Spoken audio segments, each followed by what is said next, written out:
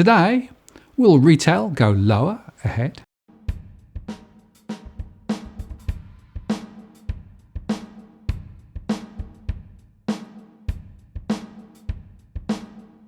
Hello again, I'm Martin North from Digital Finance Analytics. Welcome to our latest post covering finance and property news with a distinctively Australian flavour. Today we look at the latest retail trade turnover figures for July, which were released by the ABS today. It's a quick post because I'm working on the month-end data, so short but hopefully sweet. And by the way, if you value the content we produce, please do consider joining our Patreon program where you can support our ability to continue to make great content. Here is the link, and it's in the comments below. The ABS released the retail trade turnover figures today for July 2018. The noisy seasonally adjusted numbers returned to no growth on last month, which, by the way, had exceeded expectations in June. This is what will be reported, I suspect, and it equates to 2.7% annual growth. However, as usual, we look beyond the seasonally adjusted series to the trend data, which provides a better, longer-term indication of what's really happening. In fact, on an annual basis, retail is sitting at 3.1% for the past 12 months, still well above both wages growth and inflation, which of course are both at circa 2%.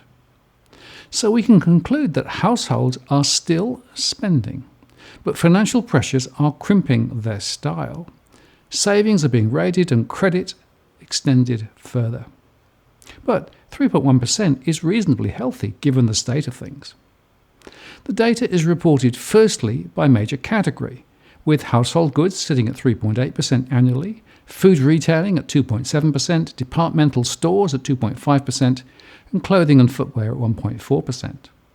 The state annual data, on the same basis, highlights significant contrasts across the country, with Victoria leading the charge at a massive 5.4%, followed by Tasmania at 4.7%, the ACT at 4.2%, New South Wales at 3.7%, South Australia at 2.8%, and Queensland at 1.4%.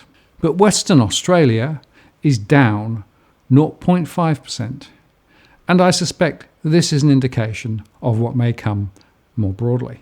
Now, we often see a correlation between home price growth and retail spending, and as a result, we suspect Victoria will slide lower now, given the fact that in the past quarter values fell in Victoria for the first time.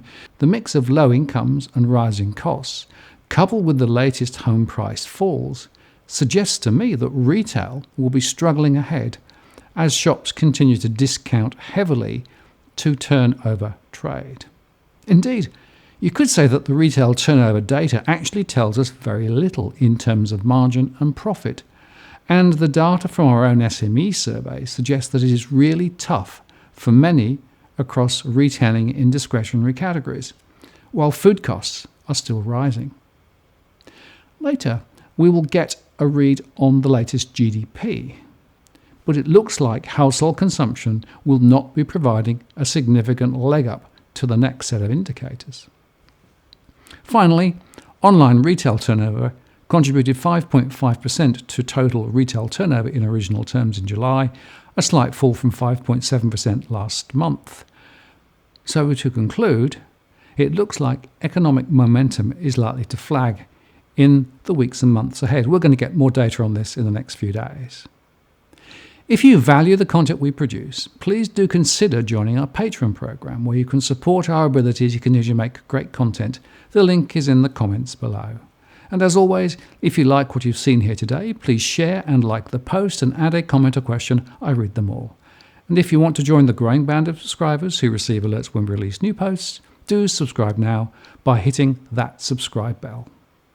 I'm Martin North, the Principal Analyst at Digital Finance Analytics. Many thanks for watching, and I'll see you again next time.